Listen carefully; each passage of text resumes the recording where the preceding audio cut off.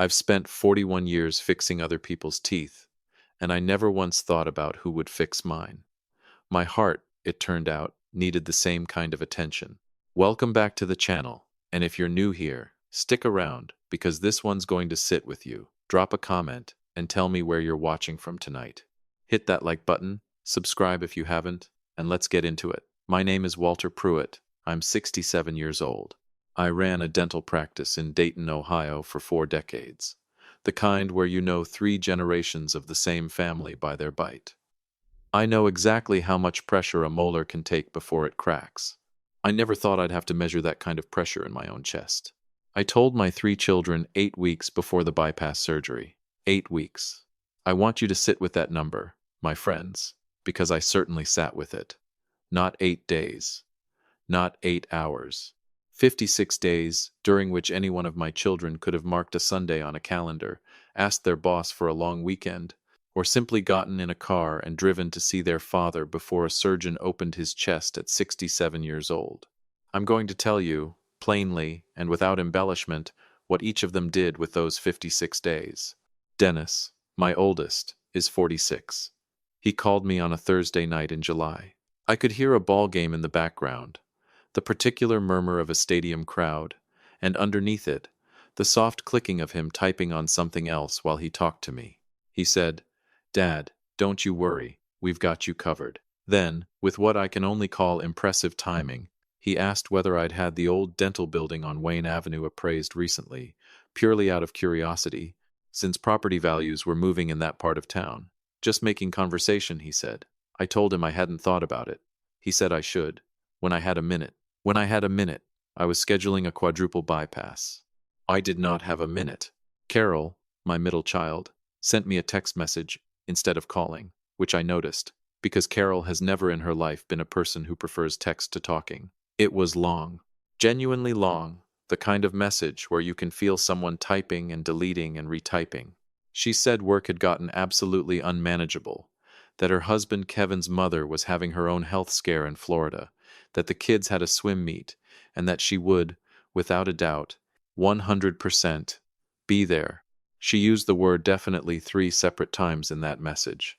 I counted, because by that point in my life I had learned that the number of times a person insists on a thing is often inversely related to whether the thing will happen.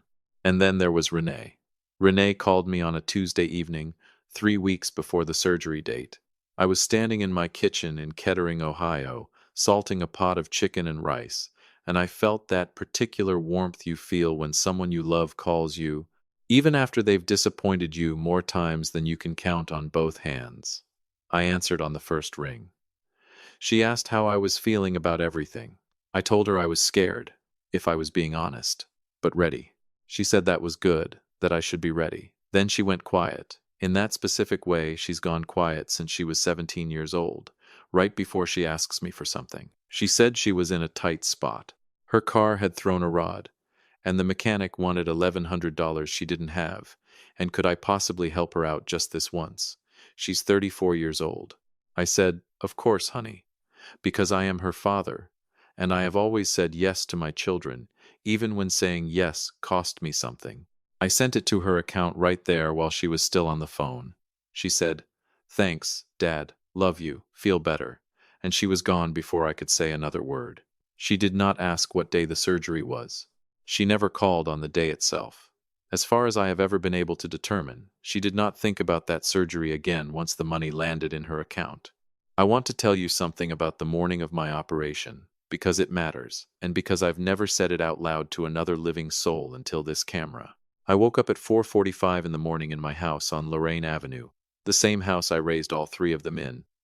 A house is a different kind of quiet when there's only one person left inside it, not a restful quiet. A quiet with weight to it, like the air itself is waiting on something.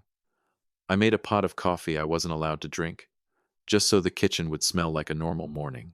I sat in my recliner by the front window and watched the sun start to come up over the maple trees, that particular flat gray light you get in an Ohio October, and I thought, if something goes wrong on that table today, the last real conversation I had with my youngest daughter was her asking me to cover a car repair. I sat with that thought longer than I'd like to admit. Then I called a cab, because at 67 I still don't trust those apps on my phone, and I went to Miami Valley Hospital by myself. I checked myself in. I handed my wedding ring and my watch to a nurse named Patricia to lock up during the surgery, and I told her, half joking, to take good care of them, because they were the only family coming with me into that operating room. She laughed, but it was a kind laugh, the kind that knows exactly what you mean underneath the joke. They kept me 9 days. A quadruple bypass is not a small thing, whatever the television makes it look like, and there is a particular kind of pain that comes at 3 in the morning, the kind that doesn't announce itself politely. There is the indignity of a bedpan and a walker and a nurse helping you to the bathroom at an age when you have been walking there alone since you were 2 years old. And there is a loneliness in a hospital room at night that is unlike any other loneliness I have known in 67 years on this earth. Not the loneliness of living by yourself, which I had already made a kind of peace with. The loneliness of hearing other people's families down the hall, their laughter, the squeak of visitor chairs, and having an empty chair of your own. That chair. Green vinyl, a little torn on the seam near the armrest, positioned at just the wrong angle so you had to twist your neck to see whoever might be sitting in it. I looked at that chair every single day. I came to know every stitch and tear in it the way you come to know a scar on your own body. Dennis called on day 2 and day 6. Day 2, he asked how the surgery went, whether they'd gotten all 4 bypasses done clean. Day 6, he asked whether I'd thought any more about that Wayne Avenue building, because a fellow at his office knew a developer who was buying up property in that corridor, and it might be worth getting ahead of it. No rush, Dad. Just something to think about while I was resting. I told him my paperwork on that building was exactly where it had always been, in a fireproof filing cabinet in my study, organized the same way I organized every patient chart for 41 years. Carol called every day, day 1 through day 7, which sounds like devotion until you understand that every single call lasted around 3 minutes and consisted almost entirely of reasons she hadn't made it down yet, along with promises about when she would. The reasons were inventive, I'll give her that. A dead car battery, a daughter's stomach flu that resolved itself within 24 hours, a work call that ran long, a second work call that ran even longer. On day 7, she told me she was absolutely, positively coming on day 9, no matter what. On day 9, she did not come. Instead, I got a text that read, "Dad, I am so sorry. Something came up with Kevin's mom. I'll explain everything. Love you so much." I read that text twice. I set the phone face down on the little rolling table beside my bed. I looked over at that green vinyl chair, empty as it had been every day before it, and I felt something inside me shift. Not loudly. Not with tears, not with anger, nothing dramatic enough to alarm the nurses, just a quiet settling, the way a house settles on its foundation over the course of a hard winter, permanent, and almost impossible to notice happening in real time. Renee never called again after the money went through, not once in 9 days. On day 7, a nurse named Patricia, the same one who'd kept my ring and watch, and who by then I'd come to think of as something close to a friend, came in to check my incision and found me alone, reading a paperback I'd bought in the gift shop downstairs because I had nothing else to do with my hands. She glanced at the empty green chair. She looked back at me, gently, the way you look at someone when you already suspect the answer to the question you're about to ask. She said, "Mr. Pruitt, do you have people?" I said, "I do." I smiled when I said it because 41 years of chairside manner does not simply switch off. She nodded slowly, the way people nod when they've understood something you didn't actually say out loud, and she finished checking my vitals without another word about it. Before she left the room, she rested her hand on my shoulder for just a second and said, "You use that call button if you need anything at all, you hear me?" I have thought about that hand on my shoulder nearly every day since. On day 9, the surgeon came in, reviewed my numbers, told me my heart was doing better than he'd expected for a man my age, and signed my discharge papers. An orderly wheeled me down to the front entrance in the mandatory wheelchair, hospital policy, which I found both considerate and a little absurd given that I could walk perfectly well by then. I called a cab from the curb. The driver was an older fellow named Sal, and he asked if I'd had a nice stay, the way you'd ask about a hotel. I told him it was a hospital, not a resort, and he laughed and said fair enough. We drove the 15 minutes back to Lorraine Avenue mostly in silence, and it was a comfortable kind of silence, the kind you choose rather than the kind that gets forced on you. He helped carry my bag up to the porch. I thanked him and tipped him well. He nodded the way a younger man nods at an older man when he senses something is going on but doesn't quite know what, and then he drove off. I stood on my own front porch for a long moment before I went inside. I couldn't have told you exactly why. My chest ached with every breath. I had a walker, a folder of discharge instructions, and a little white paper bag of medications. There was no earthly reason to stand there like a stranger waiting to be let into his own house. But I stood there anyway, looking at the storm door I'd hung myself back in 1994, at the brass kickplate I'd replaced twice, at the one loose porch board that has creaked under my foot for 30 years and that I have never once gotten around to fixing. I went inside. The house was exactly as I had left it 9 days before. That sounds like a small thing to say, but it is not a small thing at all. When you live by yourself and you're gone 9 days and you walk back in and everything is precisely where you left it, that tells you something specific and it isn't comfortable. It means nobody came. Nobody watered the tomato plants dying on the back porch. Nobody collected the mail piling up in the box by the road. Nobody so much as stood in the rooms where I live my life. Nobody came. I set my bag down by the door. I moved through the kitchen the way you move when your body is still negotiating the terms of its own recovery, careful, a little bent, listening to itself. I filled the kettle. I set it on the burner. I stood at the window over the sink and looked out at the backyard, at the tomato plants going brown at the edges, at the old swing set frame I never took down even after the grandkids outgrew it, at the maple tree that's dropped its leaves on that yard every October since before any of my children were born.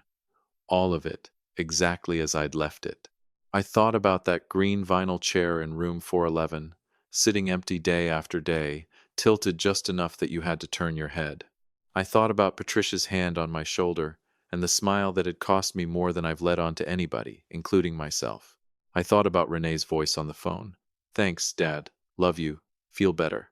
And the silence that came after it, and never really ended. I thought about what it means to love people. I have loved my children the same way I fixed teeth for 41 years. Carefully, with the right tools, thinking about what would hold up over time and not just what looked fine for the moment. Not because anybody was watching me do it. Not because there was something waiting for me on the other side of it, because love, in my experience, is not a transaction you settle up later. It is not a performance you put on when the cost of skipping it finally gets high enough to notice. I made my tea. I carried it carefully into the living room and sat down in my chair by the window. The same chair I've sat in every evening for going on 20 years. The one with the worn spot on the left arm, where my elbow has rested through every winter since Eleanor passed. I sat there a long while, just sat.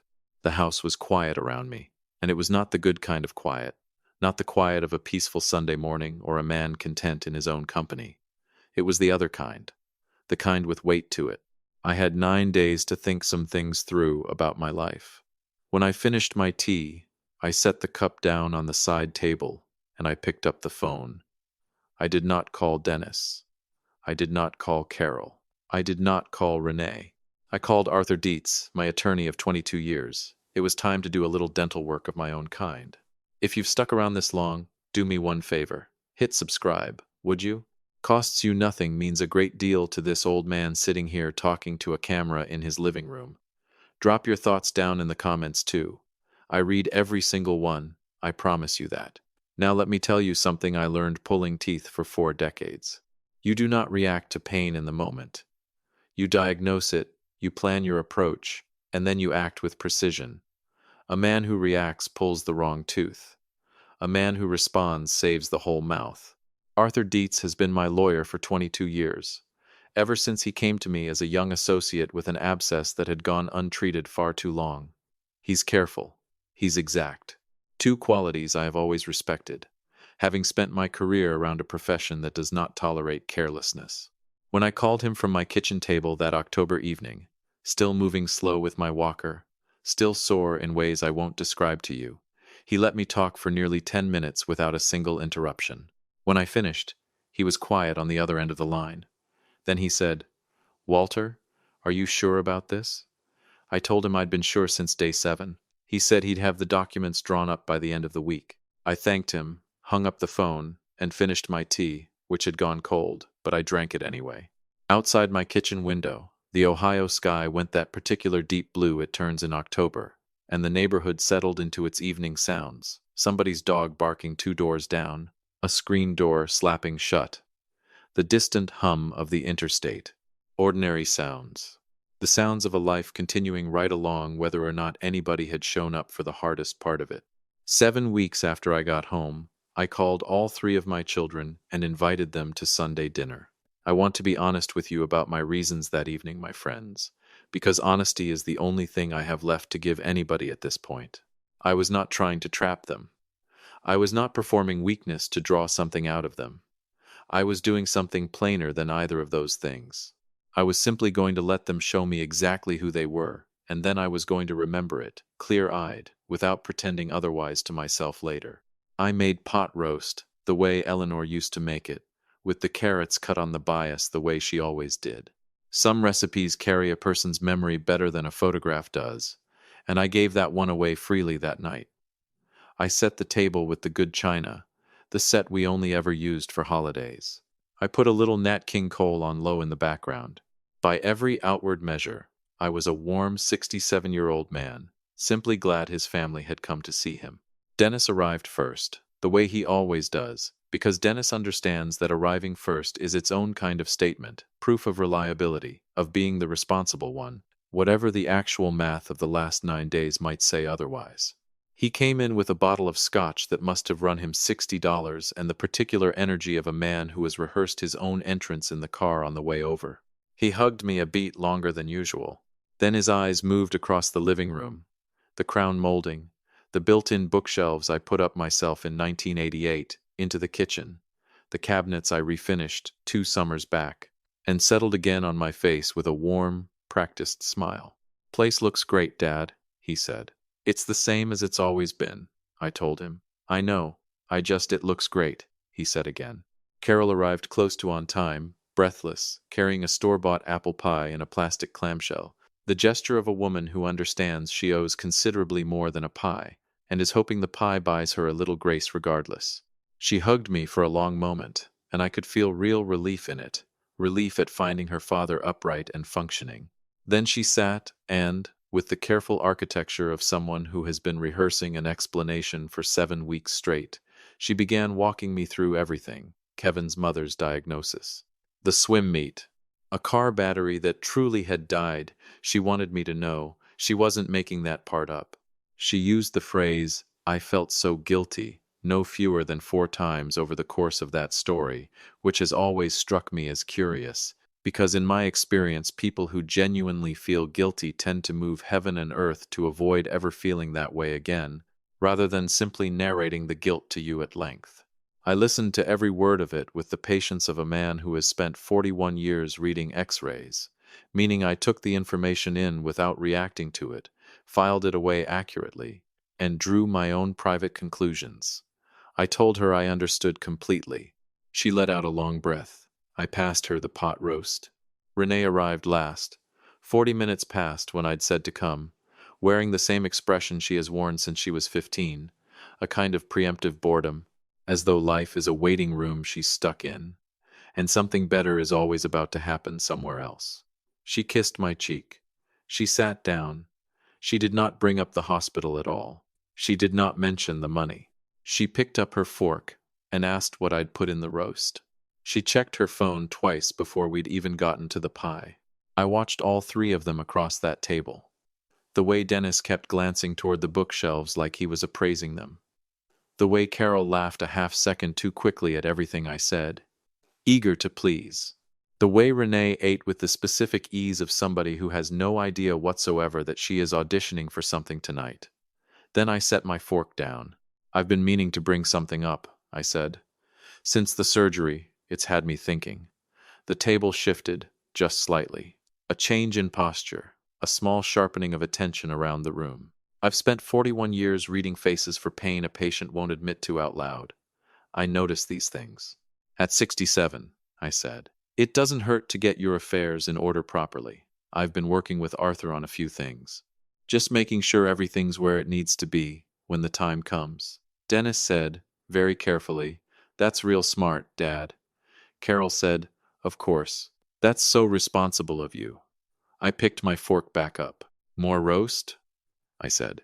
What happened over the following months unfolded with the slow, patient certainty of a root canal done properly, one careful step following the last. Dennis started calling every Sunday at 11 in the morning. Not 10:50, not 11:15. 11 o'clock, precise as a measurement on a chart. He'd ask about my heart, my energy, my sleep, my hip, which had nothing whatsoever to do with any of it. Force of habit, I suppose. And then, always about 15 minutes in, he'd find some natural, easy way to bring up the house. Had I thought about downsizing? Had I spoken with anybody about a reverse mortgage? Was I staying current on the property taxes? Just curious, just thinking ahead for me, Dad. Carol started showing up on Wednesdays with actual groceries. Real, considered groceries, the specific brand of decaf I drink, the seeded rye I like, a soup she remembered was my favorite from 20 years back. She was warm, she was genuinely good company. And sitting across from her at my own kitchen table on those Wednesday afternoons, I felt something I had not expected to feel at all. Grief. Not for anything happening in that moment, but for everything that could have been happening all along, for the version of Carol who might have shown up on day 3, or day 5, or any single one of those 9 days, and simply sat in that green vinyl chair and been present. That Carol, the one bringing groceries and paying real attention, had been in there the entire time. Renee even started texting. Short messages, spelling a little loose, but messages all the same. "Hey Dad, how you feeling? Cold out, dress warm." And once memorably a photograph of a sunset over the Great Miami River with no caption attached whatsoever, which I have come to understand is her version of poetry. I answered every one of them in full sentences with proper punctuation, because I am 67 years old and I was raised to answer people properly. They called, they visited, they performed, at long last, the devotion they should have offered freely from the start, now delivered as an investment instead. I accepted every visit. I cooked. I laughed at their jokes. I asked about their lives and meant it. I never once brought the hospital back up. Not a single reference, not even a loaded silence meant to make a point. I gave them nothing left to defend, nothing to apologize for all over again, nothing to negotiate. What happened had happened. I had sat with it alone, the way I have sat with most hard things in my life. I did not need an apology out of any of them. I needed them to understand, and in my experience, real understanding rarely comes from a conversation. It comes from consequence. And the consequence, by then, was already sitting in a folder in Arthur Dates's office. It's a Thursday morning in April now, 5 months since the surgery, and I'm sitting on my front porch on Lorraine Avenue with a cup of coffee, feeling about as settled as a man can feel with his affairs finally in order. Ohio is doing what Ohio does in April, arguing with itself over whether spring has actually arrived. The dogwood out front is thinking hard about blooming. A robin lands on my porch, railing for maybe 10 seconds, looks at me with that particular blank confidence robins have, owing nothing to anybody, and takes off again. I think about that robin more than is probably reasonable for a grown man to think about a bird. My chest feels good these days, better than good. The surgeon did fine work in there. I walk 2 miles most mornings now, further than I ever walked before any of this happened, which I suppose means the whole ordeal did some good for me physically, even as it confirmed a few structural problems I'd rather not have had confirmed. I've always had a good eye for spotting a problem before it becomes an emergency. 41 years in dentistry will do that to a man. I made a donation last month to the cardiac care unit at Miami Valley, a fund specifically for patient comfort, the kind of fund that buys a proper recliner for family members and better lighting for rooms where people wait through the night. I made it in Patricia's name. I never told her. I didn't need to. There are 3 charities in my will now where 3 children's names used to sit. The first is a scholarship fund for dental students at Ohio State who can't otherwise afford the schooling, because somebody helped me get there once, a long time ago, and I've never forgotten it.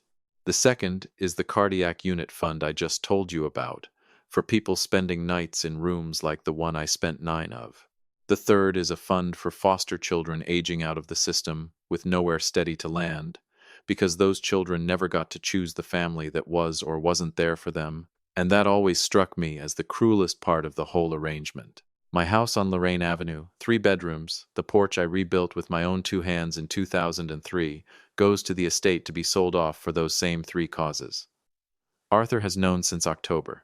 He is a careful man, and he will see it handled exactly the way I laid it out.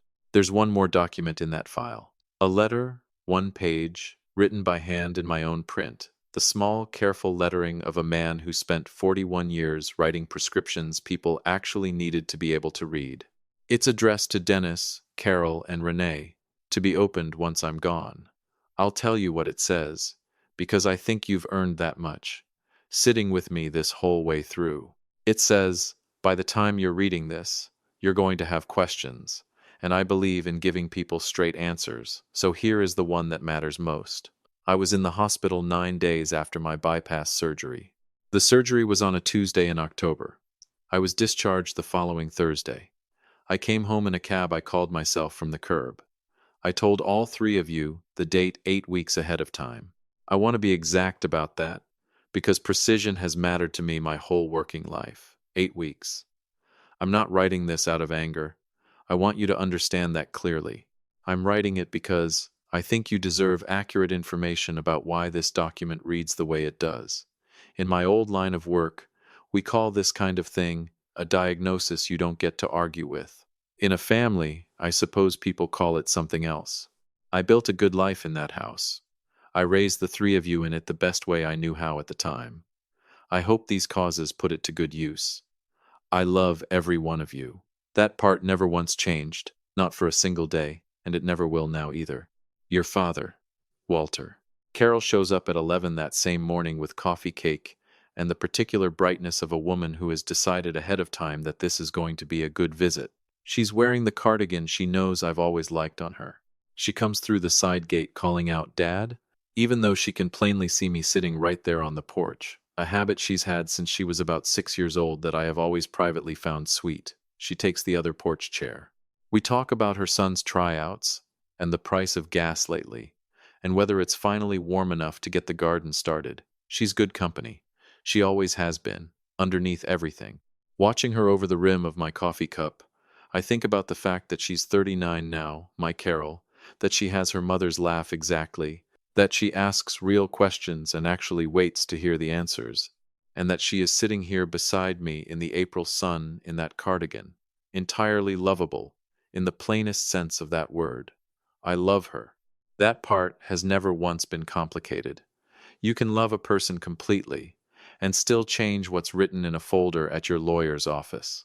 You can love a person with your whole heart and still let a consequence be a consequence rather than pretending it away for the sake of peace.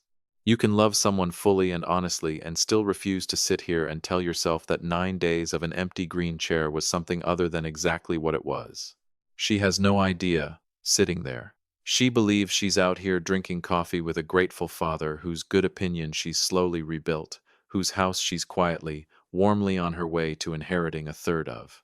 She thinks the Wednesday groceries and the honest conversation and the cardigan have all been working, and in the ways that actually count, the human ways, the father ways, I want you to know, my friends, that they have been working. They gave me back a version of my children I had genuinely stopped believing still existed somewhere in there. I'm grateful for that, more than I think I've let any of them see. The paperwork simply doesn't know a thing about the cardigan or the coffee cake or any of it. Dennis calls that Sunday, right on schedule, 11 o'clock exactly. We talk for close to 20 minutes. He asks about my sleep. Fine. My energy. Better every week. My appetite. Real good. I made pot roast again just last night. And then, right on cue, reliable as a heartbeat on a monitor, he mentions that a house, 2 streets over, just sold for a good deal more than anybody expected. Just noticed it, he says. Just something on his mind lately, thinking ahead a little. That's all, Dad. I tell him that's interesting. He tells me, before we hang up, that he just wants me to know they're all there for me, whatever I need, always. I look out at my dogwood, which has finally made its decision and started to bloom, right on its own schedule, whether or not anybody asked it to. I know you are, son, I tell him. I know. Renee calls me on a Tuesday afternoon, out of absolutely nowhere, which in itself is close to unprecedented. She asks, no preamble at all, whether I'd want to grab lunch sometime soon, just the two of us. She says she's been doing some thinking lately. And then she says something that lands differently than anything else has landed on me in all these months. She says, I feel like I don't really know you that well, Dad. Is that a strange thing to say to your own father? I sit very still with the phone against my ear for a second. It is not, in fact, a strange thing to say at all. It might be the truest sentence she's spoken to me in years.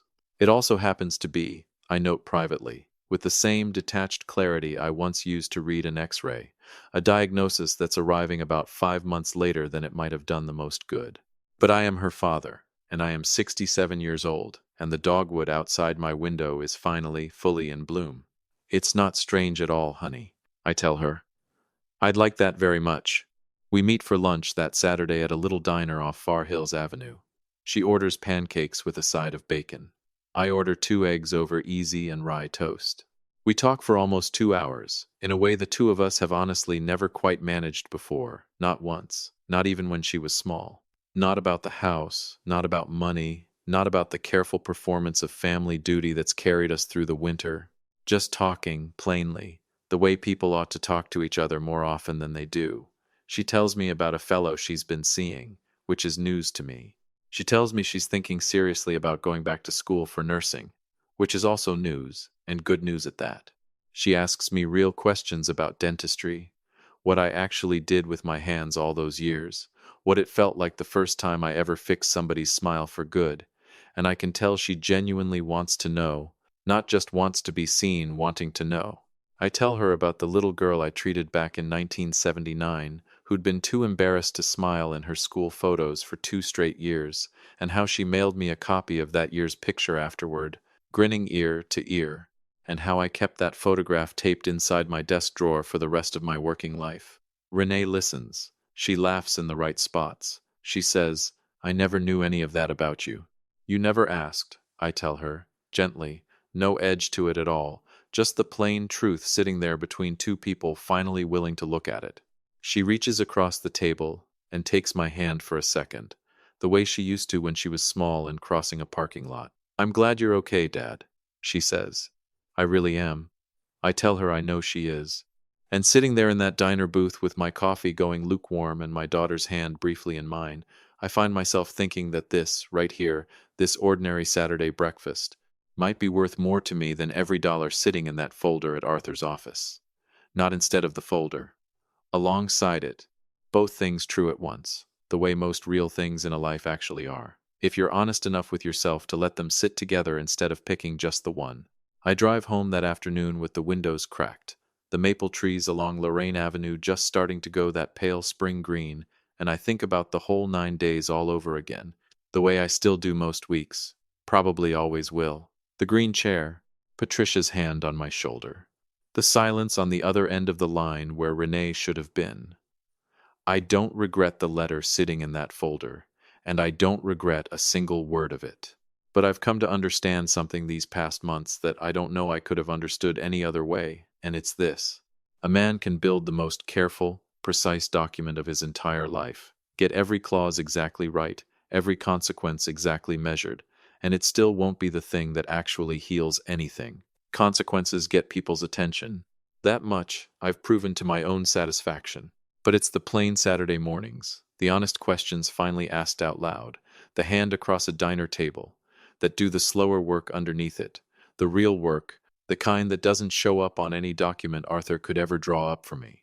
I pull into my driveway on Lorraine Avenue as the sun starts dropping low behind the Hargrove place next door.